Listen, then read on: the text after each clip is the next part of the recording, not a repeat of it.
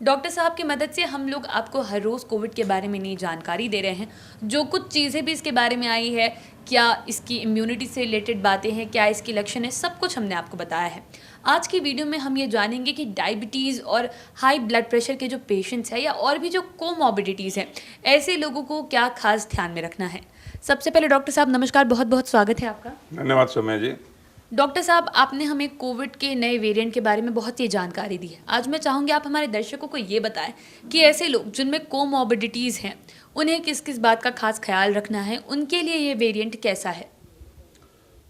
ऐसा है सौम्या जी कि बहुत सही प्रश्न है, क्योंकि आजकल कोमॉर्बिडिटीज़ के साथ खास करके अगर आपकी उम्र हो गई है तो चांसेस है कि आपको डायबिटीज़ है, ब्लड प्रेशर है, हल्का फुल्का किडनी पर असर है, कहीं कहीं ब्रेन का एक आध बार स्ट्रोक आपको हो चुका है, तो ये सारे कोमॉर्बिडिटीज़ के घेरे में आते हैं।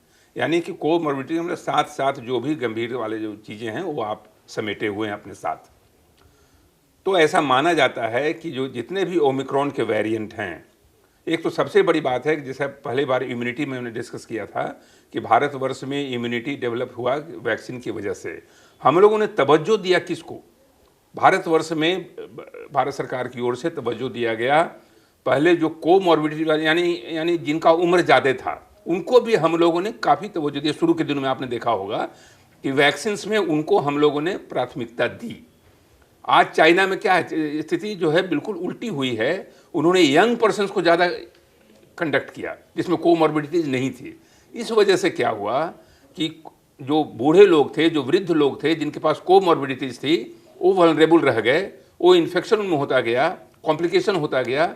यंग लोग जो थे, जो आराम से इसको झेल सकते थे इस आक्रमण को, उन पर उनको जोड़ दिया गया, उनको आइसोलेट किया गया, सब कुछ किया गया। हमारे यहाँ स्थिति ऐसी नहीं थी, इसलिए कोमॉर्बिडिटीज वालों को वैक्सीनेट करना एक अच्छा कदम था। जो 60 के ऊपर वाले लोग हैं, जिनके और सारी बीमारियां साथ में हैं, ये भी फैक्ट है कि ये जो BF7 वेरिएंट आया है, ये इसका रिप्रोड्यूसिंग फैक्टर जो है, RO फैक्टर तो ज़्यादा है। जैसे मैं बार बार कह रहा हूँ, ये ज़्यादा लोगों को इन्फेक्ट करेगा, बहुत जल्दी इन्फेक्ट करेगा, इंक्यूबेशन पीरियड भी कम है इसका, प्लस इसका न्यूट्रलाइजेशन पोटेंशियल ज़्यादा है, यानी कि एंटीबॉडी के होते हुए ज़्यादा लोगों में प्रवेश कर जाएगा। आप फुली वैक्सीनेटेड हैं, आप बूस्टर लिए हुए हैं, फिर भी आपके अंदर सारे को भेद करके, सारे बाधाओं को चीर करके ये आपके अंदर घुसेगा और आपको इन्फेक्शन पैदा करेगा।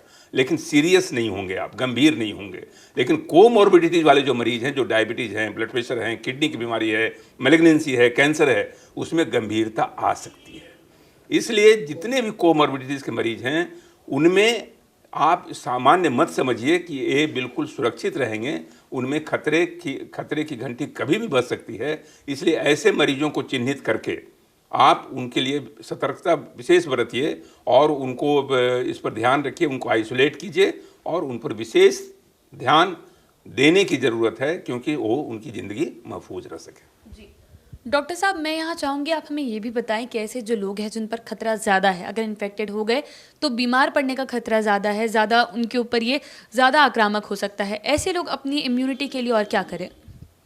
जैसा कि मैं पहले कहा कि एक तो कि जैसे आप कोमॉर्बिडिटीज़ है, तो आप जो जनरल स्वास्थ्य के नियमों का पालन है, अगर आप डायबिटीज़ है, शुगर को कंट्रोल रखिए, ब्लड प्रेशर है, प्रेशर को बिल्कुल कंट्रोल रखिए।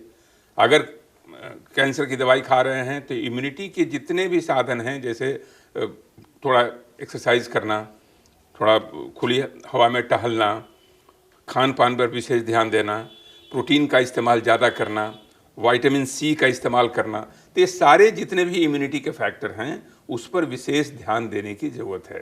क्योंकि मेन जो आपका बचाव तंत्र है, मेन जो प्रतिरक्षा तंत्र है, जो मुख्य आपकी सेना है, वो आपकी इम्यूनिटी ही है। जहाँ आपकी आंतरिक सुरक्षा गई तो छोटा से छोटा वेरिएंट भी वो अगर आपको कोमॉर्बिडिटी है तो आपको आक्रांत करेगा, आपको विषाक्त करेगा और आप जर्जर होते चले जाएंगे। इसलिए इस पर विशेष ध्यान देने की ज़रूरत है। जी, उम्मीद करती हूँ कि डॉक्टर साहब ने आपको जो कुछ बताया है आपने उसे काफ़ी ध्यान से समझा होगा। अगर आप इस वेरिएंट से जुड़ी और भी कोई चीज़ जानना चाहते हैं, मन में कोई और सवाल है, तो आप वो पैच उम्मीद करते हैं कि डॉक्टर साहब ने जो सारी बातें कही आपने उन्हें काफ़ी ध्यान से सुना और समझा होगा। अगर इस वेरिएंट से जुड़े आपके कोई भी और सवाल हैं, ऐसी कोई बात है जो आप जानना और समझना चाहते हैं, वो भी आप कमेंट कर कर हमें बता सकते हैं। बाकी के वीडियोस के लिए आप लाइव सिटीज़ के साथ बने रहें। अगर इस वीडियो को फेसबुक पर देख रहे हैं तो पेज को लाइक करें, यूट्यूब पर देख रहे हैं तो चैनल को सब्सक्राइब करें। धन्यवाद।